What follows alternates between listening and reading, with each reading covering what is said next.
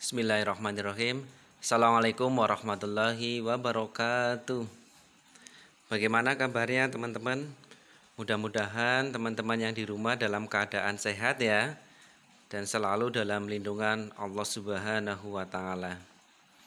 Oke, kita lanjutkan pembelajaran PAI kelas 5 part yang ketiga ya, tentang Rasul Allah idolaku.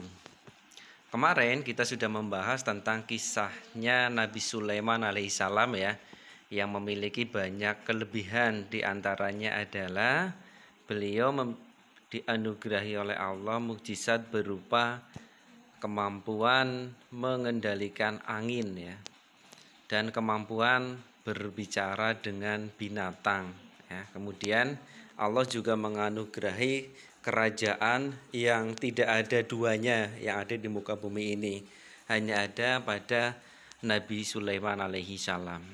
Kemudian setelah sepeninggalan beliau, Nabi Sulaiman wafat, kemudian Bani Israel kembali lagi kepada ajaran nenek moyang mereka. Mereka disesatkan oleh para tukang sihir ya, yang menyesatkan karena tidak ada lagi panutan. Orang-orang soleh pada masa itu sudah banyak yang meninggal, akhirnya dimanfaatkan oleh jin yang dulunya tunduk patuh kepada Nabi Sulaiman. Karena sudah tidak ada Nabi Sulaiman, kemudian mereka membalelo ya, mereka tidak lagi menuruti, bahkan menyesatkan umat manusia. Oleh karena itu Allah utus Nabi Ilyas alaihissalam yang tugasnya adalah berdakwah kepada Bani Israel ya, melanjutkan dakwahnya Nabi Sulaiman alaihi salam. Pada masa itu kaum Bani Israel itu meninggalkan ajaran Nabi Sulaiman. Para ahli sihir menjerumuskan mereka untuk menyembah berhala. Berhala yang menjadikan sesembahan mereka beri nama Ba'i. Ya, mereka benar-benar dalam kemungkaran, dalam kekafiran dan dalam kesesatan ya, karena menyembah selain Allah itu merupakan perbuatan syirik ya. Sedangkan syirik dosanya itu tidak diampuni. Jadi tugasnya Nabi Sulaiman adalah mengembalikan kembali masyarakat Bani Israel, yaitu menyembah Allah. Allah Ta'ala Tuhan yang wajib disembah oleh seluruh makhluk. Sedangkan Ba'i hanyalah patung buatan manusia ya. Manusia bikin sendiri, kemudian mereka sembah sendiri, puja-puja ya. Kenapa bisa menyembah patung? Karena ini adalah bujuk rayu dari setan laknatullah. Kemudian Nabi Ilyas ya menyampaikan kepada kaum Bani Israel, mengingatkan mereka agar mereka sadar dari perbuatan salahnya. Akan tetapi dakwahnya tidak berjalan mulus ya, banyak sekali tantangan dan hambatan ya. Bani Israel merasa marah mendengar ajakan Nabi Ilyas tersebut. Bahkan mereka menolak dan menentang ajaran Nabi Ilyas. Mereka lebih percaya bahwa yang membuat hidup mereka makmur, sejahtera adalah Ba'i ya, bukanlah Allah. Mereka menganggap Tuhan ya yang bisa terlihat ya, yang bisa nyata terlihat. Padahal mereka juga sadar yang terlihat tersebut adalah buatan mereka sendiri, buatan patung.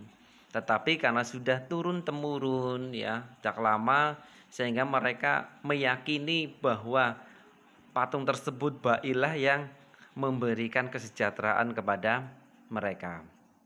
Kemudian Nabi Ilyas memohon kepada Allah Subhanahu wa taala agar memberikan pelajaran kepada Bani Israel ya, agar mereka sadar mau kembali kepada ajaran Allah, untuk membuktikan ya bahwa Ba'i atau Tuhan mereka yang dari patung tersebut disembah bisa tidak ya mengalahkan ujian yang dari Allah, bisa mengangkat ujian tersebut atau tidak. Kemudian datanglah musim kemarau yang berkepanjangan, kurang lebih sekitar 3 tahun ya, kemarau panjang yang mengakibatkan mata air, sumur dan sungai semua mengering hingga semua tanaman layu dan mati. Pertanian dan perkebunan Bani Israel menjadi hancur.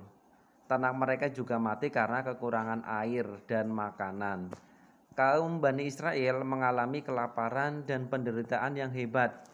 Masa kemarau berlangsung lama ya, kurang lebih sekitar 3 tahun lamanya. Ya. Secara otomatis karena kemarau panjang, maka banyak sekali orang-orang pada menderita ya, pada menderita kekurangan makanan, kemudian kemiskinan merajalela, banyak orang yang meninggal karena kelaparan. Ternyata musibah itu tidaklah membuat mereka sadar, ya. Bukannya sadar, tetapi malah menyalahkan Nabi Ilyas. Ya, mereka menganggap bahwa Nabi Ilyaslah yang menjadi penyebab kemarahan Bai Tuhan mereka, karena Nabi Ilyas itu tidak mau menyembahnya. Makanya mereka menganggap bahwa Bai marah, ya, karena dengan marah maka Bai tidak menurunkan hujan selama 3 tahun. Ya, kemudian mereka pun berniat untuk membunuh Nabi Ilyas. Atas perintah Allah, Nabi Ilyas alaihissalam bersembunyi di lereng gunung. Bani Israel tidak dapat menemukan persembunyian Nabi Ilyas alaihissalam. Untuk menghindari kaumnya, Nabi Ilyas hidupnya itu berpindah-pindah dari satu tempat ke tempat yang lainnya, ya, sambil berdakwah. Suatu hari Nabi Ilyas bertemu dengan seorang wanita yang baik hati. Dia memiliki anak yang sakit sejak lama. Namanya adalah Yusak bin Nun. Ibu Yusak sangat senang dapat bertemu dengan Nabi Ilyas. Nabi Ilyas berdoa kepada Allah, ya. Dengan doanya Yusak pun sembuh dari sakitnya. Akhirnya Yusak dan ibunya menjadi pengikut setia Nabi Ilyas alaihissalam. Nabi Ilyas dan Yusak berdakwah secara sembunyi-sembunyi. Mereka mengajak kaum Bani Israel untuk bertobat dan menyembah Allah dan meninggalkan Bai. Ya, Bai itu adalah nama Tuhan ya yang disembah oleh Bani Israel sepeninggalan Nabi Sulaiman alaihissalam. Perlahan-lahan kaum Bani Israel meyakini ajaran Nabi Ilyas alaihissalam. Sedikit demi sedikit mereka mulai meninggalkan berhala. Mereka sadar bahwa perbuatan mereka sesat dan kembali menyembah Allah Tuhan yang Maha Esa, Tuhan yang Maha Tunggal ya, tidak ada sekutu baginya. Melihat kaumnya kembali beriman, Nabi Ilyas sangat bersyukur. Dia memohon kepada Allah untuk menurunkan hujan. Tak lama kemudian hujan pun turun lebat. Sumber air kembali muncul, sungai-sungai kembali mengalir. Kaum Bani Israel sangat bahagia. Pertanian, perkebunan mereka kembali hidup dan menghasilkan makanan. Atas keimanan mereka Allah menurunkan rahmat-Nya. Kemudian kisah teladan Nabi Ilyas alaihissalam adalah yang pertama. Nabi Ilyas seorang nabi yang memiliki sikap teguh dalam pendirian. Teguh pendirian perlu dimiliki oleh setiap orang, terutama orang yang menegakkan kebenaran. Orang yang teguh pendirian tidak mudah menyerah meskipun menghadapi rintangan. Ya, dia tidak akan mundur ketika mengejar cita-cita. Ya, harus teguh. Ya, harus teguh pendiriannya. Belajar dengan rajin dan tekun. Ya, walaupun Nabi Ilyas alaihissalam ketika berdakwah menuai banyak hambatan, banyak protesan, bahkan sampai mau dibunuh ya oleh kaumnya sendiri, tetapi Nabi Ilyas tetap ya mau menyebarkan agama Islam, yaitu agama yang menyeru kepada kebenaran, menyeru kepada menyembah hanya kepada Allah Subhanahu wa taala. Yang kedua adalah tidak pernah putus asa. Ya, dalam mengejar cita-cita kita tidak boleh putus asa. Terkadang kita bosan ya belajar setiap hari atau merasa malas karena banyaknya PR, apalagi di situasi yang sangat ini ya, pandemi COVID-19 yang hampir 2 tahun ya, kita tidak melakukan pembelajaran tatap muka secara maksimal. Pertemuannya hanya terbatas. Tentunya teman-teman bosen ya, pengen keadaan normal, bisa belajar bareng ya dengan teman-teman. Tetapi karena faktor kesehatan sehingga teman-teman mau tidak mau harus melakukan pembelajaran PTM secara terbatas. Untuk itu teman-teman nggak boleh putus asa ya, walaupun terkadang teman-teman mengerjakan soalnya kesusahan, ya sulit, koordinasi juga sulit, maka harus semangat ya dan rajinlah berdoa kepada Allah agar terhindar dari sifat malas dan putus asa. Biasanya orang yang putus asa itu karena malas, karena tidak mau berusaha, tahu-tahu menyerah. Tetapi orang yang sukses tidak mungkin memiliki sifat putus asa. Oke, yang berikutnya adalah tentang kisah Nabi Ilyas. Nama asli Nabi Ilyas adalah Yusak bin Nun. Beliau adalah pengikut sekaligus murid Nabi Ilyas yang setia. Nabi Ilyas bertemu dengan Yusak ketika dalam persembunyian saat dikejar-kejar Bani Israel. Waktu itu Yusak sakit ya, sejak kecil dan tidak sembuh-sembuh.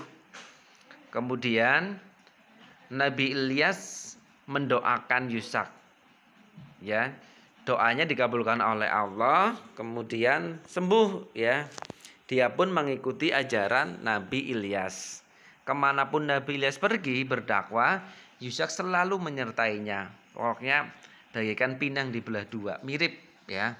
Pokoknya kemana-mana pergi Nabi Ilyas pasti ada Nabi Ilyas. Itulah sebabnya orang-orang kemudian menjulukinya Ilyasa. Ya, nama aslinya adalah Yusak bin Nun. Ya, karena kemana-mana perginya bareng dengan Nabi Ilyas, orang-orang menyebut Nabi Ilyasa. Ya. Kemudian sepeninggalan Nabi Ilyas, kaum Bani Israel kembali lagi melakukan pembangkangan. Ya, ini kan banyak sekali ya nabi-nabi yang diutus kepada Bani Israel. Ya, ketika ada nabi menyeru kepada kebenaran, mereka dikasih musibah, sadar, kemudian mereka kembali lagi kepada ajaran mereka, ajaran nenek moyang mereka, yaitu menyembah berhala. Ya, kitab Taurat dan Zabur tidak dijadikan pedoman lagi ya. Ini kan kelanjutannya dari kisahnya Nabi Musa alaihissalam, kemudian Nabi Daud ya, yang dianugerahi kitab Taurat dan kitab Zabur. Mereka sesat ya, disesatkan oleh para penyihir Bani Israel. Jadi para penyihir ya itu yang menyesatkan, yang mereka menipu daya ya. Sehingga mereka menyembah bai ya, menyembah patung ya yang mereka buat sendiri, dijadikan sebagai sesembahan. Padahal patung itu tidak berarti apa-apa, mereka tidak bisa melakukan apa-apa. Allah pun mengangkat Nabi Ilyas sebagai nabi dan rasul. Tugasnya adalah mengajak Bani Israel kembali menyembah Allah. Namun Bani Israel itu menentangnya. Mereka lebih mempercayai perkataan para penyihir daripada Nabi Ilyas. Apa yang diajarkan Nabi Ilyas membuat mereka marah. Mereka pun merencanakan untuk membunuh Nabi Ilyas. Ini hampir sama ya dengan kisahnya Nabi Ilyas ya. Nabi Ilyas dan Nabi Ilyas ceritanya hampir sama ya. Ketika mengajak kaum Bani Israel untuk menyembah Allah, mereka malah marah ya, bahkan mengancam kalau tidak menghentikan dakwahnya akan dibunuh. Melihat kelakuan kaumnya, Nabi Ilyas pun berdoa kepada Allah. Dia memohon agar kaumnya diberi peringatan karena sudah jauh tersesat, sudah melampaui batas. Allah pun kembali menurunkan azabnya. Terjadilah kemarau panjang yang dimana air mengalir ya, air yang biasanya mengalir kemudian menjadi kering dan sungai-sungai tidak ada lagi airnya. Bani Israel kembali menderita. Bencana kekeringan dan kelaparan terjadi di mana-mana ya, tanaman mati, hewan-hewan ternak pun mati ya, karena nggak ada air, nggak ada sumber makanan. Mereka sudah berusaha menanggulangi bencana, tetapi sia-sia ya. Para penyihir pun sudah mengerahkan seluruh kemampuannya, tetapi hasilnya nol, ya tidak berhasil, karena ini adalah peringatan dari Allah Subhanahu wa Ta'ala. Walaupun sudah sekuat apapun ya penyihir berusaha, karena Allah belum berkehendak dan masyarakat Bani Israel belum bertobat, maka Allah belum menurunkan azabnya, menurunkan rahmatnya, itu mengganti azab dengan rahmat Allah. Teringatlah mereka kepada Nabi Ilyasa. Ya, mereka pun datang kepada Nabi Ilyas dan memintanya berdoa kepada Allah untuk menghentikan azabnya. Mereka juga menyatakan bertobat dan akan beriman kepada Allah. Nabi Ilyas pun berdoa ya kepada Allah karena mendengar kedatangan umatnya ya yang sudah bertobat kemudian mau beriman kepada Allah, meninggalkan sesembahannya yaitu baik. Allah juga mengabulkan doa nabinya, yaitu menurunkan hujan yang deras. Kemudian air-air sudah mulai mengalir, tanaman sudah mulai tumbuh, dan kehidupan Bani Israel kembali makmur seperti sedia kala. Jadi pelajaran yang dapat kita ambil yang pertama adalah dari kisahnya Nabi Ilyasa, Bani Israel itu sebenarnya pengen membuktikan bahwa ba'i yang dianggap sebagai Tuhan apakah bisa ya menangani musibah yang diciptakan oleh Allah, yaitu kekeringan, bisa mengatasi kekeringan ya yang sudah berlangsung sekitar 3 tahun. Ternyata ya ba'i dan para penyihir tidak berhasil mengentaskan kekeringan, malah semakin kering. Kemudian mereka sadar dan bertobat ya bahwa ini adalah azab ya, bukan kejadian seperti biasanya. Yang berikutnya adalah sifat amanah. Amanah adalah salah satu sifat yang wajib dimiliki oleh para rasul. Ya, sifat amanah artinya dapat dipercaya.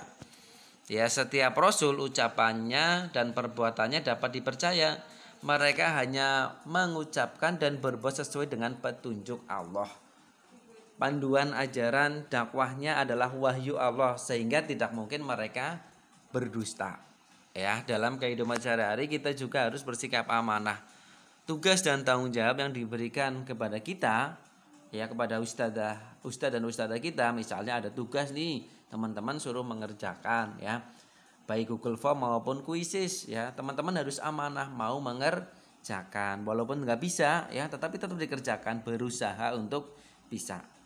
Orang yang amanah akan dipercaya orang lain, sedangkan orang yang tidak amanah atau dusta akan ditinggalkan oleh orang lain. Jadi teman-teman belajar mulai dari sekarang ya, saat ini harus sekuat tenaga sebisa mungkin untuk menjadi yang amanah. Ya, insya Allah orang yang amanah memiliki banyak teman, jadi dipercaya. Ya, mesti beruntung orang yang amanah. Yang kedua dari kisahnya Nabi Ilyasa adalah penuh kasih sayang. Kita harus saling mengasihi dan menyayangi kepada setiap orang.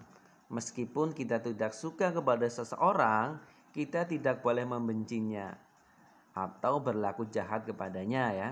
Dalam kehidupan sehari-hari kita patut meneladani kisah Nabi Ilyas dan Ilyasa. Semua manusia itu bersaudara, sehingga harus saling menjaga dan melindungi.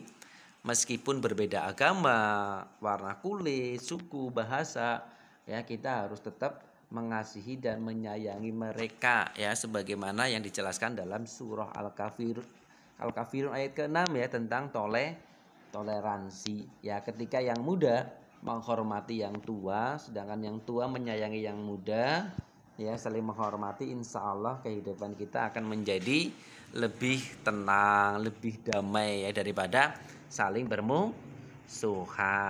Oke, akhirnya demikian ya yang dapat Ustadz sampaikan tentang kisah Rasul Allah idalaku, yaitu tentang kisahnya Nabi Ilyas dan Ilyasa ya. Terima kasih atas perhatiannya, tetap semangat, tetap tambah referensi yang lain ya, terutama tetap sehat ya.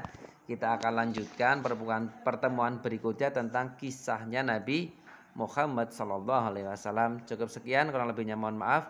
Assalamualaikum warahmatullahi wabarakatuh.